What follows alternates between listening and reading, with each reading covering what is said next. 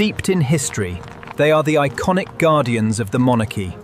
These are London's legendary Horse Guards. There is a building in the middle of London that has never once been left unguarded, not during the Blitz. When German bombs were falling on the city every night for 57 consecutive days. Not during the Great Storm of 1987, when winds tore roofs off buildings across southern England. Not during a global pandemic that emptied every street in one of the world's busiest cities. Through all of it, at every hour of every day, 2 mounted soldiers have stood at the entrance arch on Whitehall, and 2 dismounted soldiers have stood at the side gates. And the post has continued without a single gap in over 360 years. That building is Horse Guards. And the soldiers who stand there belong to the Household Cavalry Mounted Regiment, the oldest and most senior regiment in the British Army. Most people who walk past on Whitehall see the surface of it. The gleaming silver breastplates, the plumed helmets, scarlet plumes for the lifeguards, white for the blues and royals, the black boots polished so finely they reflect the sky, the horses standing motionless beneath riders who appear carved from the same stone as the arch behind them. Tourists stop. Cameras come out. People try to make the soldiers smile, blink, react, and almost always fail. What most people do not see is everything. Underneath that surface, every trooper standing at Horse Guards has completed the same selection. In combat training, as any other British Army soldier, many have served in Afghanistan, Iraq, Bosnia. The ceremonial role is not a replacement for military capability. It is layered on top of it. These are fighting soldiers in historical uniforms. And the distinction matters enormously. The horses matter too. A cavalry horse at Horse Guards has typically been in training for 2 to 3 years before it ever stands post. It must be able to hold position in conditions that would unsettle most animals. Crowds pressing in from every side. Camera flashes at close range. Sudden loud sounds. Children running. The occasional protester, and on ceremonial days, full military bands playing at point-blank distance. The horses are selected for temperament as much as size. Not every horse makes it. The ones that do are among the most disciplined working animals in the world. The regiment has a connection to the monarchy. It goes back to 1660, when King Charles II returned from exile and his cavalry escort rode with him into London. That escort became the Household Cavalry. Every monarch since has had this regiment as their personal mounted bodyguard. The soldiers at Horse Guards are not guarding a building. They are in the direct historical line of that original escort, guarding the sovereign. That is why the post never closes. That is why, when the rain comes sideways off the Thames on a January morning and the tourists have gone home and Whitehall is empty and gray, 2 horses and 2 riders are still there in the arch. Not because anyone is watching, because the post exists whether anyone is watching. This is the thing that takes most people years to understand about Horse Guards. The stillness is not for the cameras. The cameras are there because of the stillness. The discipline came first. The audience came after. And occasionally, in ways that nobody plans for, and everybody remembers that discipline gets tested in front of everyone. The king does not arrive unannounced, but sometimes he arrives unexpectedly. In the summer of 2023. During a period when King Charles III was making a series of informal visits to military units across London, a small convoy turned onto Whitehall on a morning that the public had not been told about. No announcement had been made. No press corps was waiting. The crowd of tourists outside the Horse Guards arch was the usual size for a Tuesday. Perhaps 200 people spread along the pavement, cameras raised, watching the mounted sentries with the patient curiosity of people who have come specifically to see something that does not move. Then the convoy stopped. A door opened, and the king stepped out onto Whitehall. What happened in the next few minutes was captured from several angles by people who had no idea when they raised their phones that they were about to film something they would describe to people for years. The king walked toward the arch.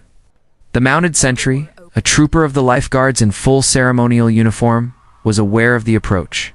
Protocol in this situation is precise and has been rehearsed, though the rehearsals happen in training, not in the moment. Because the moment is always different. The trooper brought his sword up in salute. The movement was clean and immediate. No hesitation, no adjustment. Simply the correct response executed at the correct instant. The horse beneath him, a large gray named in stable records as sovereign, did not shift by so much as a single step. The king acknowledged the salute and paused at the arch entrance. He said something to the trooper that the cameras were too far away to capture. The trooper responded, "Protocol permits a brief verbal acknowledgement to the sovereign," and then returned to his position. The king moved through the arch into the courtyard beyond. The crowd on the pavement had gone, almost completely silent during this exchange. Then, As the convoy followed the king through the arch and the ordinary rhythm of the post resumed, someone started clapping. Then more people joined. Within seconds, the entire gathered crowd was applauding a soldier, who was no longer looking at any of them. The trooper did not acknowledge the applause. He had returned to stillness before it. Started this kind of encounter, a royal arrival at Horse Guards, outside of scheduled ceremonial occasions, happens several times a year, and is almost never announced in advance. The regiment is part of the working structure of the monarchy, not just its public face. Senior members of the royal family pass through that arch the way other people pass through office doors. The guard responds the same way every time. Regardless of the crowd, regardless of the cameras, regardless of whether the moment gets filmed or not. What makes these informal encounters different from the great set-piece ceremonies trooping the color? The state opening of Parliament, the sovereign's escort, is precisely their ordinariness. There is no choreography to fall back on. No rehearsed sequence. Just a soldier at his post and the person that post exists to protect, and the training that connects them without requiring any words. The horse. Sovereign had stood at that post 412 times before that Tuesday morning. He had been through to trooping the colors one state funeral. In a full ceremonial review by the Princess Royal, none of those appearances required anything different from him than what he did that morning: stand still. Trust his rider. Hold the ground beneath him as if it were the most natural thing in the world. For him. By that point, it was. Not every encounter at Horse Guards involves royalty. Some of the most remarkable ones involve nobody famous at all. In the spring of 2019, on a warm afternoon when the tourist numbers outside the arch were at their peak, a mounted trooper of the Blues and Royals was 40 minutes into his 2-hour rotation when a large lorry backfired on Whitehall directly opposite the arch. The sound was sharp and percussive, the kind of sudden loud report that in a different context would have every trained soldier in earshot moving immediately. The trooper did not move. His horse. A dark bay named in stable records as Caspian. Caspian was 7 years old and had been on post duty for 2 years. He was not a young or inexperienced animal, but the backfire hit at a particular frequency and a particular moment. The lorry had been barely moving. The sound was very close, and it came during a brief gap in crowd noise that made it sharper than it might otherwise have been. Caspian, through his head, took 2 rapid steps sideways into the arch, and his hindquarters swung toward the edge of the pavement where the crowd was standing. The crowd scattered instantly. A gap opened. People moved back 5, 6, 10 feet in under 2 seconds. What happened next is the part that people who were there talk about most. The trooper had absorbed the horse's movement. Without coming off too, stepped sideways at speed in full ceremonial kit.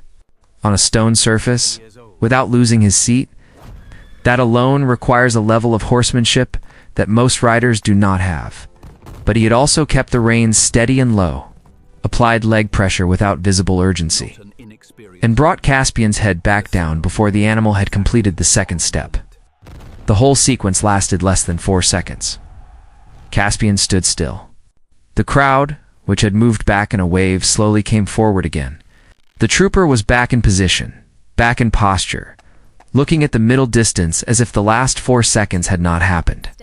A woman near the front of the crowd said something to the person beside her and then looked at the trooper with an expression that several people nearby later described the same way, like she had just watched someone do something she did not have words for.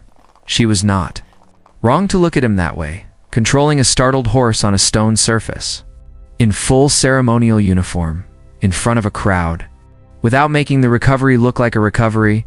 That is a very specific skill that lives at the intersection of horsemanship, composure, and trained reflex. None of those 3 things works without the other 2.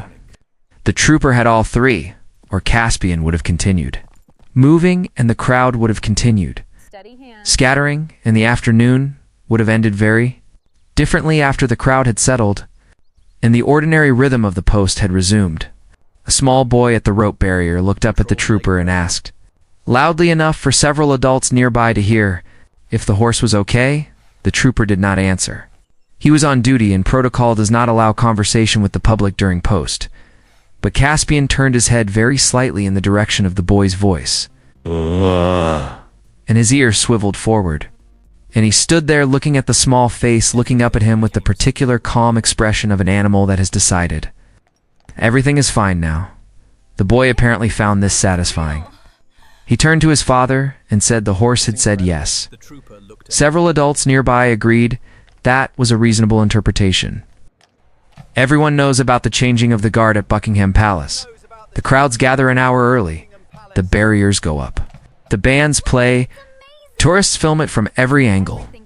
It is one of the most photographed events in London, and it happens on a schedule you can plan your holiday around. Far fewer people know about what happens at Horse Guards at 11 o'clock every morning and 4 o'clock on Sundays.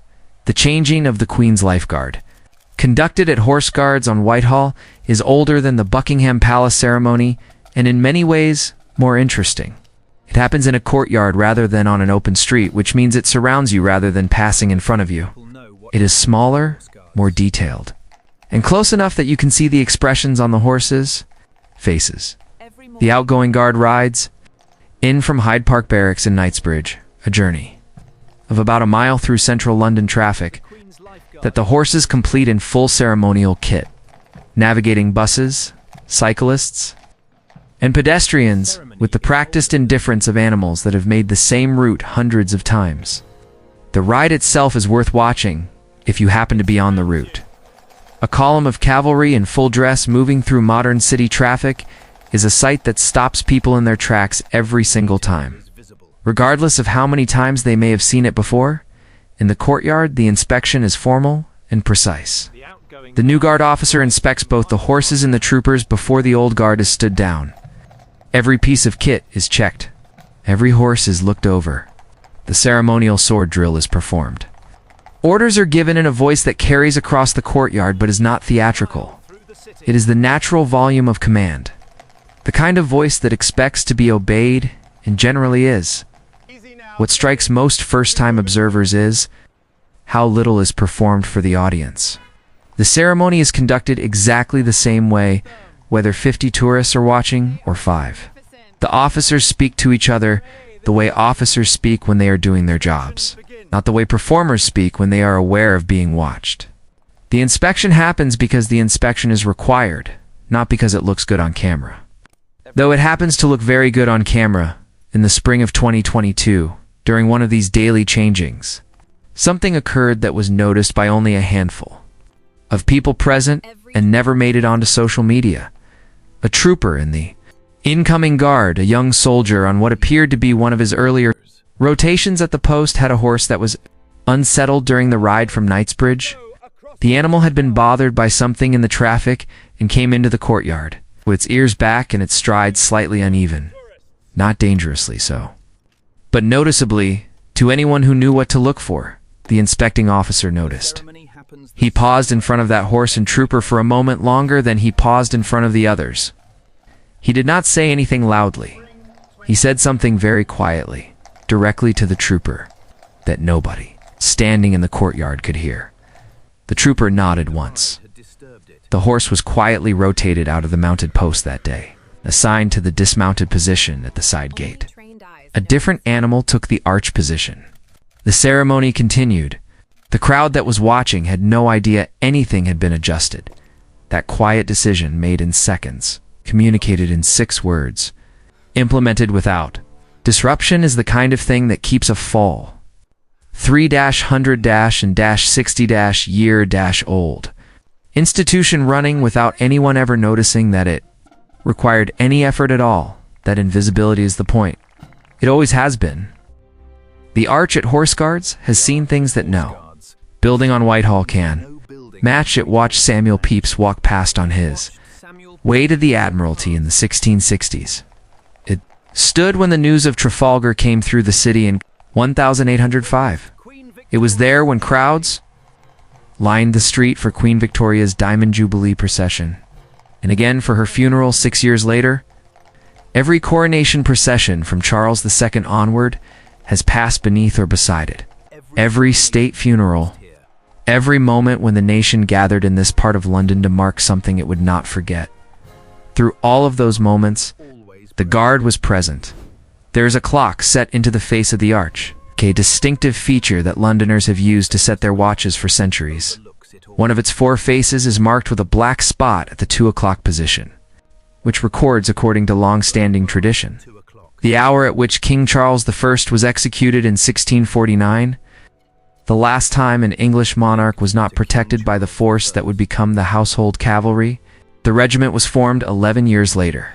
The black spot remains. Whether that story is entirely accurate is something historians debate. That it has been told continuously by troopers to their junior colleagues and by veterans to curious visitors. For generations, that is not in dispute. The regiment carries its own history, the way the arch carries the clock, not as decoration, as orientation, a reminder of what the post is for and why it matters that it never stops. In the years since the pandemic, the regiment has received more public attention than at perhaps any other point in its modern history. Partly this is because of viral footage, the moments of confrontation at the arch, the royal encounters, the horses that startle and recover, the troopers who break their stillness with a voice that shocks an entire crowd into silence. These moments travel globally within hours, but partly it is something else. Something harder to name, but easier to feel if you stand at the arch long enough. There are very few things left in modern cities that operate on a timescale longer than the individual people doing them. Most institutions shrink and change and rebrand themselves every decade to stay relevant. Horse Guards does not rebrand. It does not update its look. It does not adjust its procedures to reflect current trends or respond to criticism that the ceremony is outdated, or that the horses cause traffic problems, or that the whole apparatus of mounted royal guards is inexpensive, an anachronism in a contemporary democracy. It simply continues. The same post, the same hours, same uniform that has evolved slowly over centuries rather than change suddenly in response to anything, and people stop. Every day, in their thousands. From every country, every background, every level of familiarity with British history. They stop, and they look, and they hold up their cameras and they try, usually unsuccessfully, to get the horse to look at them, what they are responding to. Even if they could not put it into words, is the presence of something that does not need their attention in order to exist. The Guard is not waiting for the crowd. The crowd is there because of the Guard. That reversal, the institution preceding the audience rather than depending on it, is rarer than it. In a world built almost entirely on visibility and response, the horses stand. The troopers hold their posture. The clock on the arch marks the hours the same way it has marked them for over 3 centuries. And somewhere in the city, in the barracks in Knightsbridge, the horses for tomorrow's guard are being groomed and fed and settled for the night. And the troopers who will ride them are checking their kit. And the post that has never once been abandoned is all ready. Preparing to continue, it will be there in the morning, it will be there in the rain. It was there before any of us arrived, and it will be there long after the last tourist photograph from today. It's been forgotten. That is what the arch remembers. That is what it will keep on remembering.